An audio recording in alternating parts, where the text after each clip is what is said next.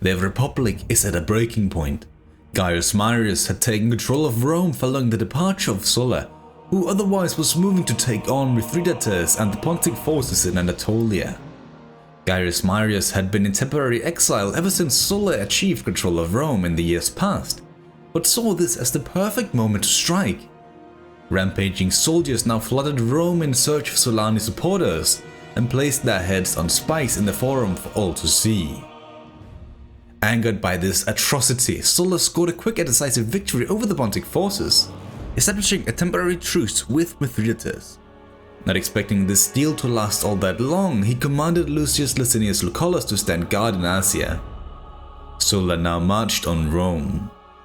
The once beautiful republic that once fought against all manners of wickedness found itself in the midst of a major civil war. Some of the most prestiged families were torn in terms of whom to support. The heroic Scipii, who were the ones to achieve victory over Carthage, sided with Marius, despite being from the Cornelii family just like Sulla. This was a boost for the Marians in terms of public opinion, yet the historically infamous Aemilian family had sided with Sulla just like the Licinii did. Some might actually say the support of the Licinii was more important than that of the Scipii, considering the legacy Gaius Calvus left behind. History was on the side of Sulla.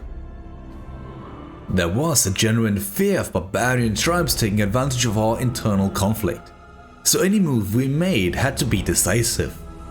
We, the Sullani, held parts of Anatolia, Greece, Illyria, and even parts of Italy itself. The Marians, on the other hand, held most of Hispania as well as Africa. If Sulla was to deal with this threat on his own, the war would take centuries to finish. Luckily, he wasn't alone. As Sulla made landfall in Taras with the famous Vitrix Legion, he promoted two of his loyal allies to lead legions of their own. The young Gnaeus Pompey received command of Legio Furia, the conquerors of Greece, while the wealthy Marcus Licinius Crassus was honored with Legio Hellas. They would both act as vanguard forces while Sulla marched in the third column along with his veterans and most loyal units. Speaking of units, several reforms have been made since the Macedonian Wars. The previous system that was based on each man buying their own equipment has been replaced with the Roman state itself now buying the equipment for them. This basically meant every man now had the same quality armor and weaponry as the finest Principe ever had. More importantly, Gaius Marius, the man behind the reform and also our opposition, changed the soldiers' socio-economic background to allow citizens without property to join the Roman army. Basically, this meant that the lack of manpower that had been a nuisance for so many campaigns have thus been resolved. Overall, the Roman army had become both extremely cheap as well as one of the finest fighting forces man for man in the entire world. Additionally, each individual legion will have a single cohort twice the size of the others, carrying the new Roman standard. They won't necessarily be in the thick of combat, but rather stay just behind the fighting men to boost morale. Lepidus of the Aemilian family was set to guard Greece and Illyria, from where he would keep our tax income safe and sound from external barbarian tribes, and also internal rebellions. While strengthening their numbers, Sulla discovered that Scipio, the Marian supporter, had encamped within arm's reach along the western coast. This made them extremely vulnerable to our legions. We sent Pompey to acquire more details, just to find out this encampment actually held all of the soldiers the Marians had raised so far. Seeing this as the perfect opportunity to decide the fate of Italy, Sulla marched to engage his opposition. In terms of numbers, both sides were evenly matched, fielding over 4,000 men each. Not wanting to hide inside the fort like a coward, the Marians deployed on the field. This would take some time, allowing both Pompey and Crassus to link up with Sulla and his veterans.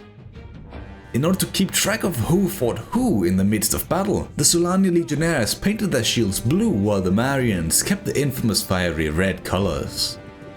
Once we came into range, our skirmishers were set loose, causing massive damage upon the enemy. But the Marian cavalry did not wait around, charging head-on into the nearest Sullani contingents they could find. This battle was a bloody mess, brothers fighting one another, taking lives in the name of two old fools whose pride, ambition and greed couldn't be contained. As the Solani front line started to wither away with exhaustion, the veterans were deployed, strengthening the front line. All three commanders, Sulla, Pompey and Crassus, all stayed safely tucked behind the men, inspiring and giving commands about where to push and fall back. Suddenly, in the midst of battle, thundering hooves could be heard approaching the battle. It was the Solani cavalry that had chased away the Marian counterparts, and now returned to hit the foot soldiers from the second direction. Fear overwhelmed the Marian troops, and the battle had been decided. We almost wiped out the entire army while only losing a third of these numbers ourselves. Sulla now marched north, sending back any loot to be invested in Greece, our most profitable province. Beneventum stood no chance against our might. It simply served as an opportunity to learn new skills for our commanders. Crassus became more proficient in logistics, while Pompey proved his worth as a leader of men. Sulla too embodied his own arrogance and thus began proclaiming he was the state. A political animal indeed. He would hire a few more men and then stroll into Rome with ease. It was quickly reinstated as our capital, with the first new policy being to lower taxes and even exempting several provinces from paying them at all. This meant we were operating with a failing economy, but in the long term this would help sway the public to support Sulla, whom the plebs quickly began viewing as a tyrant of the state. Illyria was the first to rise up against us, but that is why Leptus stayed in Greece, to handle scum like them. In the meantime, Sulla made plans for how to regain full control of the other provinces that still were in the hands of the treacherous Marians. Sulla was an old man by now and thus decided to stay in Rome for as long as he could. Instead, he decided to split up his two loyal generals, Pompey and Crassus, to deal with their own separate parts of the Republic. Crassus was tasked with recapturing Sicily with whatever men he currently had and personally could fund.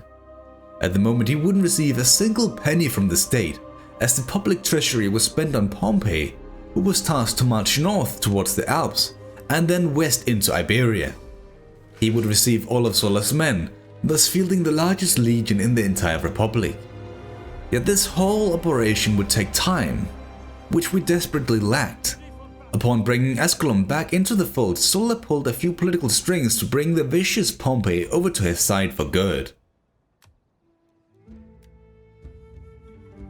Crassus, who was on his own in terms of funding, began looking for volunteers to join his southern expedition. For the majority of the time, he would be outnumbered no matter the circumstances. This was a big issue for Crassus as he sought to gain the favor of Sulla, and the main way to gain that would be through victory and conquest, which more men surely would have made much easier. Nevertheless, he marched towards Cosentia, laying siege and inevitably dealing with the Marians stationed there. Pompey was quite expectedly more swift in his dealings, considering he fielded twice as many men.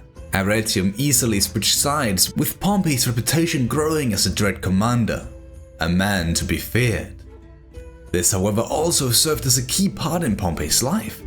Despite recently having fully aligned himself with Sulla and his family, Pompey instead sought to lead his own political party consisting of the wealthy elite. Their agenda wasn't too far off of what Sulla wanted for Rome, so it wouldn't become a huge problem, just another issue to keep in mind. He then marched north towards Genoa, while Sulla made sure any Marian insurgents got squashed. Sulla proved himself a true patriot and a master of statecraft. Just like the other towns, Genoa was a quick sweep, with only Medland to be taken before the great push towards the west. This was planned with the expectations that the Massalians stayed neutral in the civil war. But upon establishing a border with them, the Massalians declared their fealty to Marius. Their powerful armies would be Pompey's undoing if he was to engage them in combat with his current force. Hence he marched his exhausted army back into Latium. Yet he couldn't leave. His growing rivalry with Crassus to finish their respective tasks before the other encouraged him to stay on the front line. Crassus was slowly preparing to advance, while rebellions kept the northern front occupied. Crassus and Legio Hellas had an easy time in Sicily. The island was mostly unguarded, and if we captured the smaller yet quite important coastal towns, Crassus could loot or raid enough gold to fund his own private army. If only he could benefit from the trade agreement made with Egypt. No, that money was going to Pompey, who upon dealing with another band of rebels found himself in quite a terrible situation. A massive host had relieved Medland from any intended sieges. Needing more men to even stand a chance, Pompey returned to Arretium looking for volunteers. They were needed in a hurry as Aulus Clarus, the commander of the Marian legions, attacked Patavium. To make sure he didn't push any further into Italy, Pompey marched his army to block the easiest path south. In all intents and purposes, this was a provocation that led to Aulus Clarus marching his legion head-on into the lion's den. Confident in the valor of his men, Pompey deployed a deep line similar to the Triplice Achaeus, which was in contrast to the opposition's wide formation. Javelins from both sides darkened the sky, while infantry marched forward with shields raised. Clarus directed his men to focus heavily on the left flank, while cavalry approached the other side. This forced the hand of Pompey, who thus had to lead his own bodyguards into battle to repel the cavalry.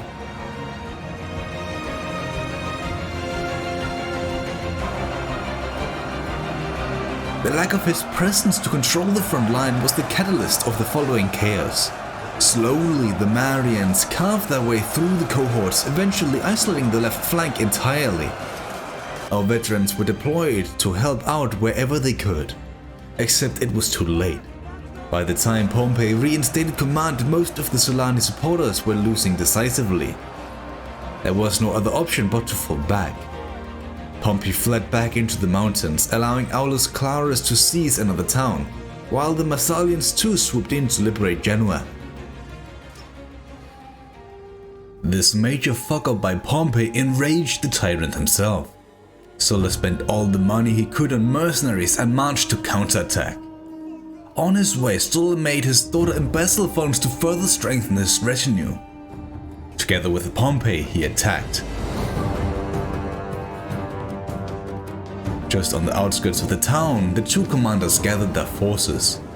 While doing so, Pompey discovered a few ships landing nearby. He gathered a couple of companions to accompany him in his ploy to smash their faces into the sand. In the meantime, the Mariani sallied out to face us on the field instead of the streets. As a countermeasure, we sent our remaining cavalry out on the far right to outflank their deployment zone. This exposed an isolated cavalry unit that soon would disappear from the equation. With us gaining a swift cavalry advance, Sulla commanded his extensive battle line to advance before the Mariani leader, Aulus Clarus, could react. The Italian peninsula turned more red than the Roman banners flying in the capital. In some cases, simple peasants were forced to fight for the Marians, but more commonly we fought properly equipped legionnaires. Men that could have been used against Mithridates and other barbarians. Determined not to have his cause fail like Pompey did before, Sulla now personally participated in the fight, performing rear charges on the infantry on the right flank. Out here, our men were struggling the most.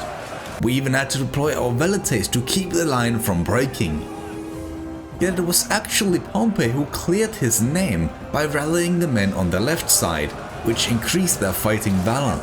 Upon winning their engagements, they rushed over to Sulla and the others on the right to win the battle. It was a Pyrrhic victory of the highest caliber. With Aulus Clarus gone, the Mariani counter-offensive was obliterated, allowing Sulla to return to the capital once again. Pompey, on the other hand, was still not back in the good graces of Sulla yet, whom now began favoring Crassus in the south instead. He returned to Italy, where he would receive enough funds to hire 4 new units, 2 of which were veterans. These new men would be the key to the following operation that began by besieging Syracuse, the biggest stronghold in Sicily. While it was underway, the Apuani, the Celts liberated by the Massalians, feared our wrath so much that they now offered to become a client state in exchange for peace. A deal we dutifully accepted. There's now left a single legion in Medland to worry about in the north. They would be no match for Pompey and his replenishing forces, but considering his last venture, you never know for certain. Once Syracuse was captured, Crassus immediately sent his army out to sweep up the other two towns before any proper resistance could be formed. Sicily was back under proper Roman rule again. Well, almost. A small yet effective navy of Mariani ships assaulted and occupied one of the less defended ports. The admiral was none other than the young Gaius Julius Caesar, who we later on will become far more familiar with. However, not so much in this civil war, as Crassus, without any issues, defeated and captured the young admiral. He would stay in prison for the rest of the war until he later on was pardoned and released. Up in the north, as Pompey once again was ready to march, he took back Patavium with quite a few casualties on his mercenary cavalry. We didn't believe this to be an issue as the Mariani army was out of sight. However, this way of thinking was once again punished, as this hidden legion stood right outside the town Pompey was garrisoned in, giving him no other choice but to defend the land. He barricaded most of the streets, keeping his most elite infantry to block the main road and keeping the lesser numbered veterans around the town square. Pompey himself stood around the middle of the town along with the mercenaries, who waited for an opportunity to flank around. More men than expected moved towards the town square, forcing us to send over additional men.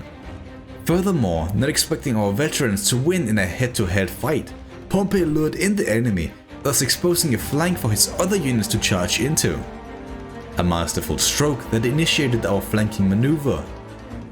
Here we let our ranged units fire at will into the enemy blob of units, while our infantry only charged in once all of the ammunition had been exhausted.